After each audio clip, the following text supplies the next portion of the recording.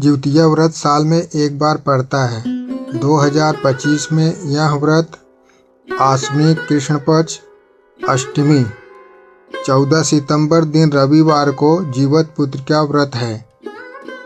जिउतिया व्रत की पारणा 15 सितंबर दिन सोमवार प्रातः 6:26 के बाद करे पारणा। यह व्रत अश्विनी मास कृष्ण पक्ष अष्टमी को रखा जाता है। इसे मुख्य रूप से माताएं अपने बच्चों की लंबी उम्र और सुख समृद्धि के लिए करती हैं। बहुत समय पहले एक राजा जीमूतवाहन थे। वे बड़े धर्मात्मा और त्यागी स्वभाव के थे। एक बार वे वन में घूम रहे थे। वहां उन्होंने देखा कि एक बूढ़ी औरत अपने बेटे के लिए बहुत रो रही थी।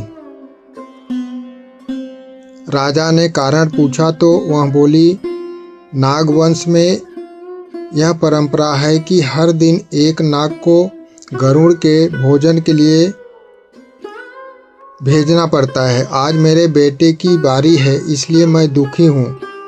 राजा जीमूतवाहन को दया आ गई। उन्होंने निश्चय किया कि वे नागराज की जगह खुद जाकर गरुड़ को मिलेंगे। वे शेर की खाल ओढ़कर वहां गए। गरुड़ आए और उन्हें उठा ले गए।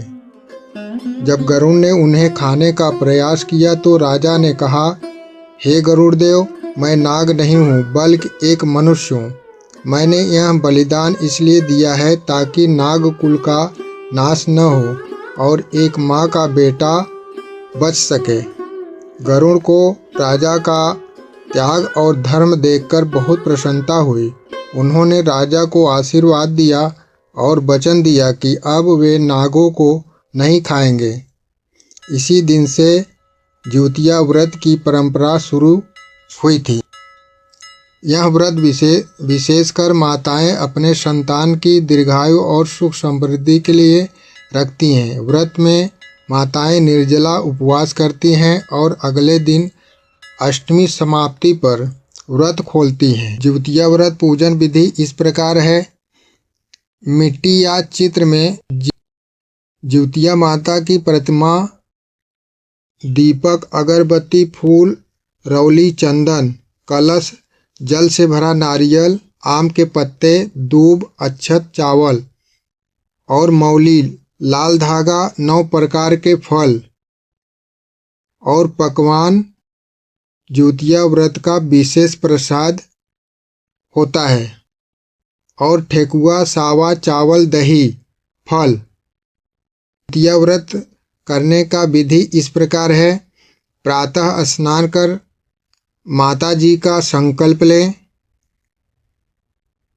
मैं अपने संतान की दीर्घायु और सुख समृद्धि के लिए जिउतिया व्रत करती हूँ।